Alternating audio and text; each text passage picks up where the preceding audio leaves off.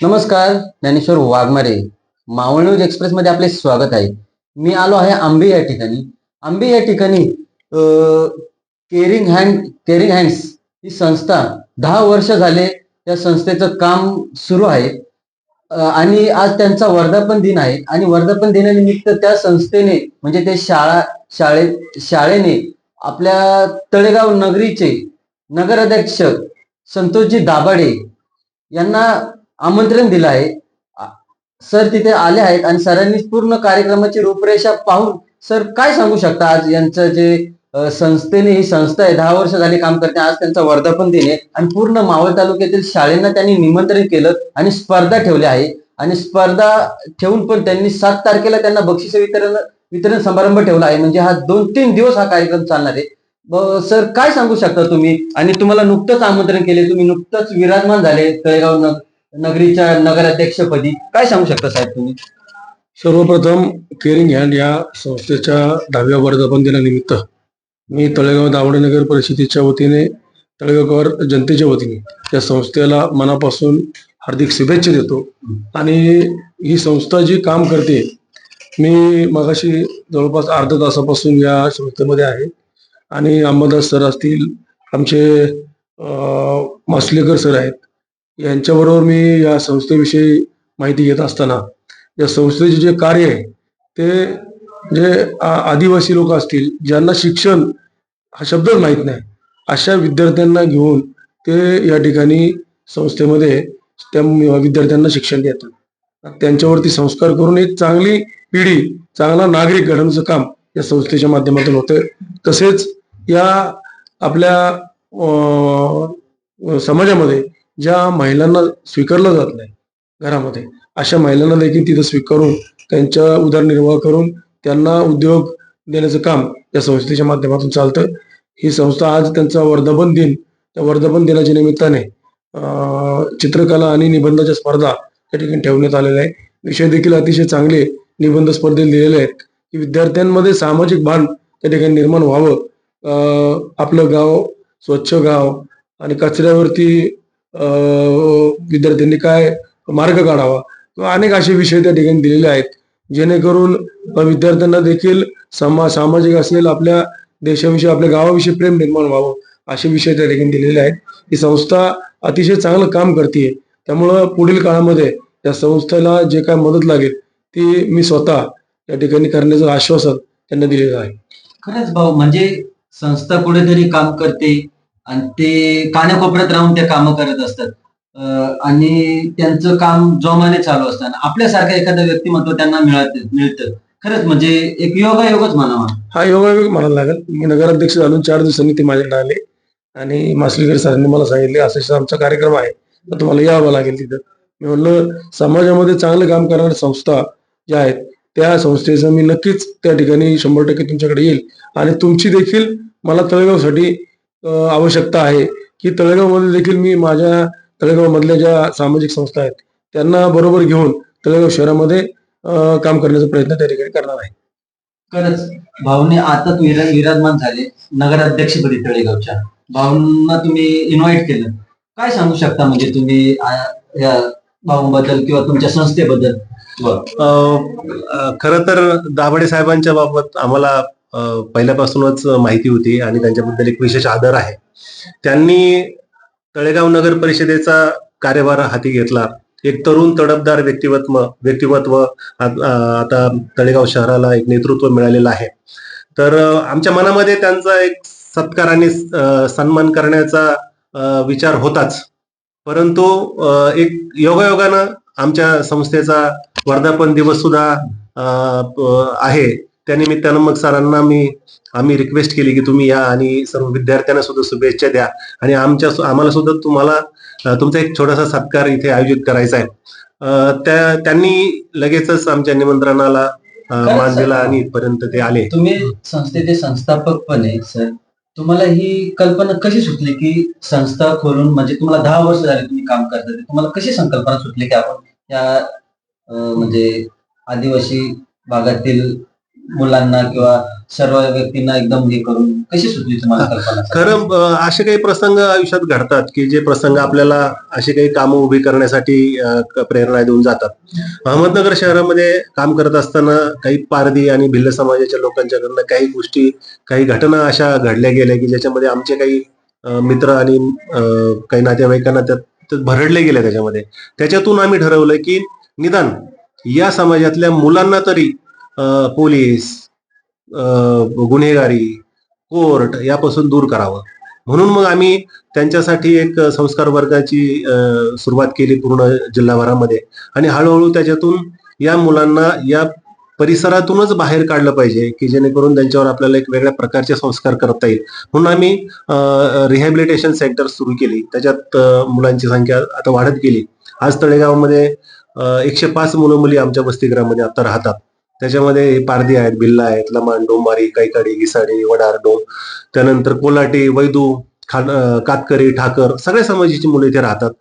अत्यंत गरीब कुटुंबातून आलेली मुलं आहेत, शिक्षणापासून पूर्णपणे वंचित. तर त्यांना घडवण्याचं काम ही संस्था गेली 10 वर्ष करते आहे. खरंच खूप छान सर. 10 वर्ष झाले, पण तुमच्याच इथला एखादा मुलगा IPS, डॉक्टर, वकील असा झालाय का? 10 वर्ष का नाही अजून शिकता? आताशी 10 वर्ष म्हणजे संस्थेच्या आयुष्यामध्ये खूप छोटा काळ असतो. म्हणजे आमची संस्था आता रांगतीये असं म्हणायला हरकत नाही. अजून उभे राहायला काळ आहे, तो काळ जाईल. आता खरं सांगायचं तर आमची मुलं जेव्हा आली, आम्ही त्यांना विचारायचो की तुला काय व्हायचं? कोणी म्हणायचं मला पंचरचं दुकान टाकायचंय, मला ड्रायव्हर व्हायचंय, मला काहीतरी आणखीन अशा प्रकारची त्यांची स्वप्न होती. पण आज जर तुम्ही स्वतः जरी मुलांच्या बरोबर बोललात तर ते हेच सांगतील की मला डॉक्टर व्हायचंय, मला देशाची सेवा करायची, मला आर्मीत जायचंय, मला नेव्हीत जायचंय, मला IPS व्हायचंय, IAS व्हायचंय. हे आता तुम्हाला सांगतील. फक्त तुमच्या संस्थेकडून त्यांना थोडी चालना मिळाली. म्हणजे आपल्याला करायचं काय, छोटा नका विचार करू, मोठा विचार करा. तुम्ही IPS व्हा, डॉक्टर व्हा, होऊ शकतात. म्हणजे तुम्हाला काय वाटतं? अगदी अगदी. आता आमची मुलं जर तुम्ही बघितली कुठल्याही स्पर्धांमध्ये आज सगळ्या तालुक्यांमध्ये पहिली दुसरी आमची मुलं असतात. शिक्षणामध्ये आता ज्या आमच्या वंचित मुली आहेत त्यांनी 80-85% मार्क्स मिळवून आज त्या 10वीला, 11वीला, 12वीला उत्तीर्ण झाल्या. चांगल्या ठिकाणी त्या आता शिक्षण घेत आहेत. पुढे सुद्धा ते खूप चांगलं करतील.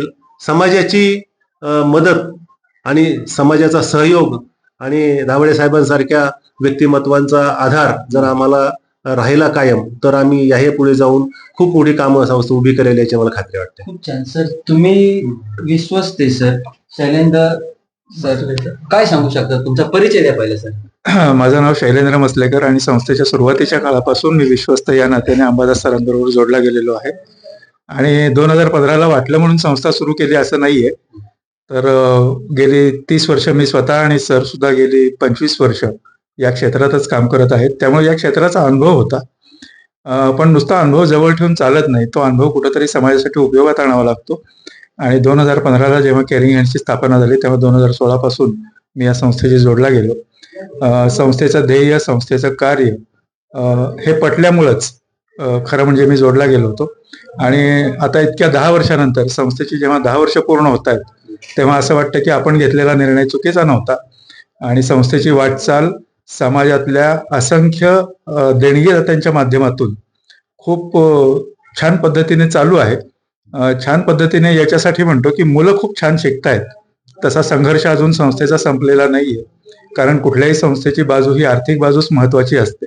कारण एवढा मोठा संसार चालवायचा, घरामध्ये 4 मुलं सुद्धा आपल्याला सांभाळताना खूप. संस्थेमध्ये किती मुलं आहेत? सध्या आपल्याकडे 105 मुलं आहेत. पण ही केवळ 105 मुलंच नाहीयेत. मुंबईसारख्या मुंबईचं जे आपलं सेंटर आहे तिथं आपल्याकडे सध्या 29 मुलं आहेत. आणि नुसती संस्थेत राहणारी मुलं झाली, पण आपण बाहेरूनही अनेक मुलांना खूप मोठ्या पद्धतीने मदत करतो आहोत. त्यांची शाळा असेल, त्यांचं कॉलेज असेल, कोणाच्या कॉलेजच्या फीज असतील, कोणाला आणखीन काही प्रॉब्लेम असतील, कोणाचे आजारपण असतील, तर या सगळ्या गोष्टीमध्ये सुद्धा संस्था कायम तत्पर असते. तर या पद्धतीने काम गेली 10 वर्ष सुरू आहे. आणि 10 वर्ष सरांनी सांगितल्याप्रमाणे खूप मोठा काळ नाहीये. पण 10 वर्षामध्ये जे काही आपण अचीव्ह केलेलं आहे सध्या, ते मला वाटतं समाजातल्या सगळ्या सहयोगामुळे झालेलं आहे. आणि हा सहयोग वाढत राहावा यासाठी मात्र आमचा कायम प्रयत्न असतो. आणि त्या पद्धतीने हे काम सुरू राहणार आहे. खरंच आपण पाहू शकता, कारण की पडद्याआड असतात या संस्था.